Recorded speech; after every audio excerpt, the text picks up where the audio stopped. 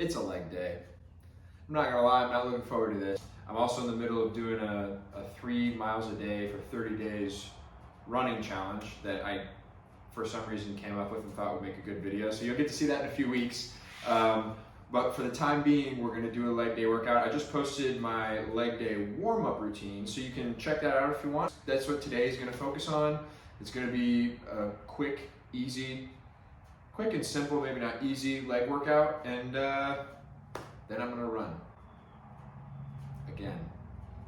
I'm not gonna lie, the running, it's grueling, but leg days are gonna be fun. So here we go, leg day. All right, so kicking off the leg day with some long, deep pause squats. These are really great to strengthen really the weakest part of the squat, which is the bottom of the squat. It can give you some more confidence when you're at the bottom of the squat and you're squatting heavy. And also that time under tension plays a big role with increasing strength and mass. So it's great to do these for practice when you're not lifting heavy to build strength, build confidence, and increase your overall squat max. So this next clip is honestly just a good lesson in what not to do. I thought that 315 would move okay after the way that 225 felt, and normally that's a weight that I can do pretty easily, but sitting in that for a few seconds and trying to come out of the deep squat was just not happening. So I had to bail, and you'll see here in this next clip, it freaked my wife out a little bit.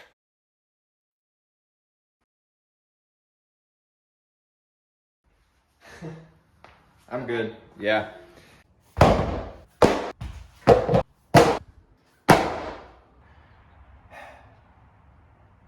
It's a good lesson for dealing with failure. That was supposed to be an easy weight. That's like less than 70% of my max, so it's pretty frustrating to drop that, but legs are tired. No two ways about it. So I'm gonna move on to the next thing. Those deep squats were a good warm up, so we're gonna move on to some single leg stuff. Go from there. It's just frustrating that I dropped that. That killed my workout mood. Oh, why? It's thought failure was a good thing. That's what you always tell me. Yeah. Also, do you need some music in here? Nope. Okay. I'm just living with my thoughts. You're a psycho. I think I'm gonna have a really funny screen clip of when you come out. Yeah. If I'm gonna like zoom in and your face is just like. So the next thing were just some Bulgarian split squats. Kept the weight pretty light here, but these are just really great for unilateral work. It can help to keep things balanced when it comes to any hip or single leg imbalances that you might have while you're doing a bilateral movement like a full back squat. These can help to address those movements, and also they're just really great for core and balance too. So this one was actually new for me. I've done a bunch of different variations of glute bridges over the last few months for my hamstring rehab, but I haven't done single leg weighted glute bridges, and these were pretty difficult to keep balanced. You can see I'm holding the ends of the weights there, and I found that if I just extended my leg out but kept it on the ground, it would help me to keep things balanced rather than lifting my leg in the air. So give these a shot. I really enjoyed these, and they really were great for isolating just one side at a time.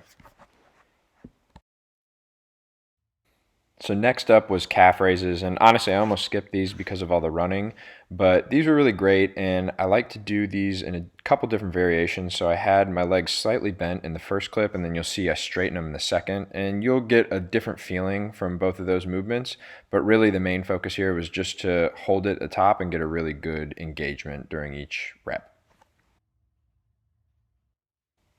Last thing we did was some banded hamstring curls, and these are honestly killer. It doesn't look like much, but at the top there where my leg's at 90 degrees, it is really tight on the hamstrings, almost to the point of cramping. And I really focused on these just because I'm still rehabbing my hamstring, so I wanted to get one more workout in where I could do some hamstring work.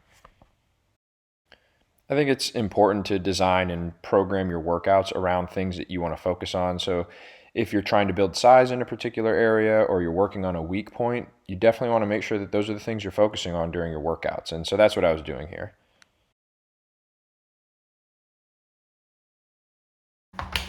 All right, we're wrapping up the video. We did our deep squats. Love holding those at the bottom. Do weight that you can handle, especially on your off days, on your deload days, which was supposed to be what I was doing. Then some Bulgarian split squats. Those are tough. It doesn't matter how much weight you're using, doesn't matter how many you're doing, they're always difficult. And so Bulgarian split squats, definitely include those in your leg day. Tried a single leg glute bridge. I'm working back from a hamstring injury, so trying to focus on a lot of hamstring stuff. We did the hamstring banded work as well at the end. And then the donkey calf raises. Those are really great if you do them nice and slow. Low weight, high reps, just hold them at the top. Comment if you have any ideas on a next video. I'm running right now for the 30 days, 3 miles a day run that I'm doing. Today's day 7, so we've got another 23 days left, and I'll be wrapping that up late November. Comment what you liked about the leg day workout, comment what you didn't like about it. I didn't like any of it today. It was all tough. So thanks for tuning in. See you next week. See you next week. See you next week. See you next week.